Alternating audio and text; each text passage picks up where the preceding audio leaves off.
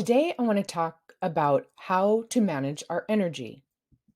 I'm Shannon, I'm the artist business coach, and I want to talk about patterns and loops today when it applies to energy that we have in the studio and for our businesses.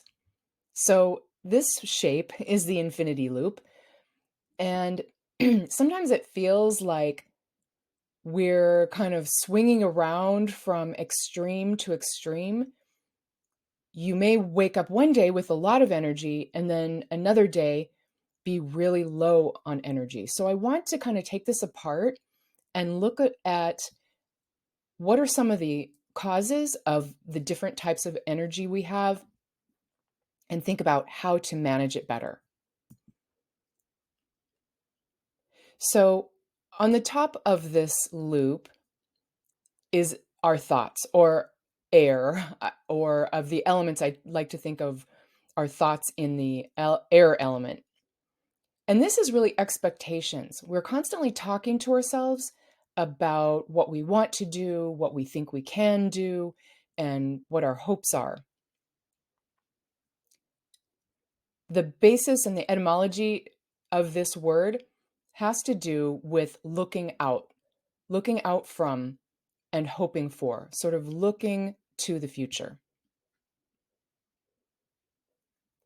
On the bottom of the loop is earth, or the results of our actions, all of the real world around us. And I like to think of this as evidence. And the etymology of evidence is looking, looking out from, in a sense, the same etymology, the same basis of the word, but it's more about what is seen in the real world versus what we hope for. So in the middle of this loop between our expectations and the evidence in the real world is, of course, our emotions. And our emotions really drive everything that we do. It's our instinct, it's our response to our thoughts and our response to other people and to circumstances in the world. But I want to make a distinction between emotions and sensations. For instance, if you're physically hungry, your body may feel a certain way. It's a sensation in your body. Your stomach may be rumbling, or you may feel weak, etc. Emotional hunger, on the other hand, may come from being bored or stressed, happy, anxious, or sad. And we all know the difference.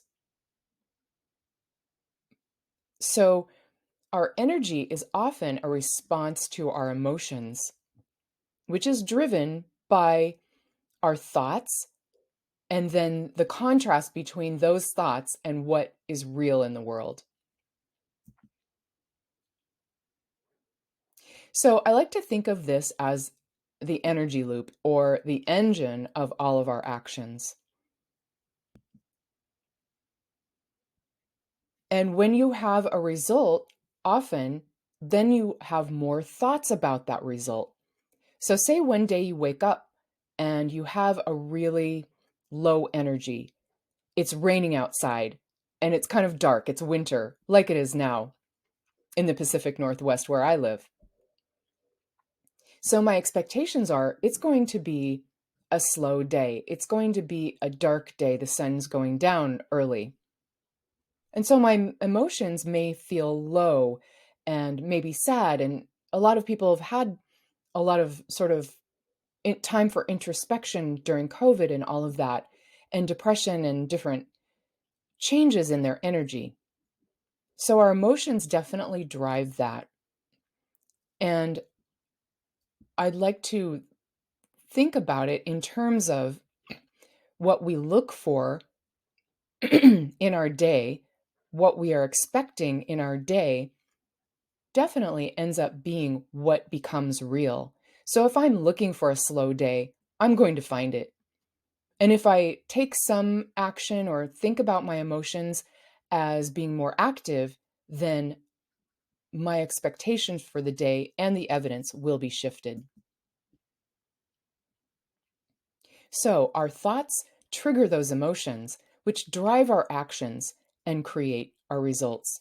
And this is a loop that just keeps going over and over.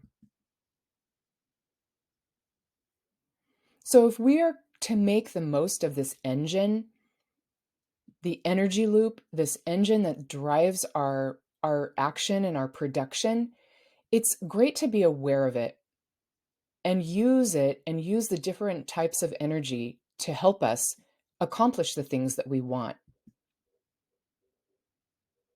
So in other words, if you wake up and it's a slow energy day, your emotions might be quiet or sad, slow or introspective, then it might be a great opportunity to use that slow energy in activities that feel good to you at that time, like drawing or journaling, small work or detailed work.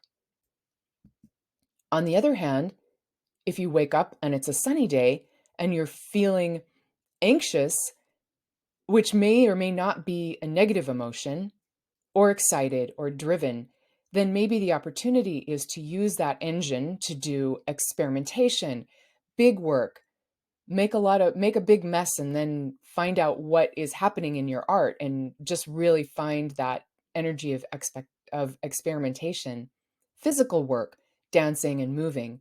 And so you see how this engine is constantly moving around.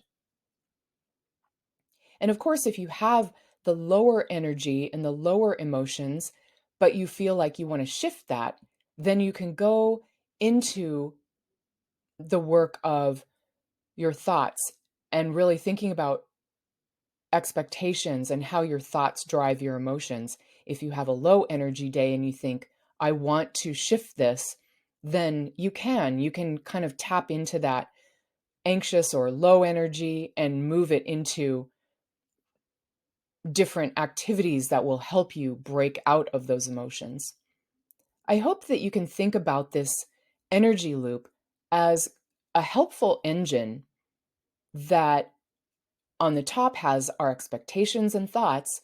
And this is the part we can really control as far as like driving us towards different emotions, then using those emotions to drive the energy and our actions, which result in our evidence, what we see in the world, and then our thoughts about that evidence continues to move and build energy.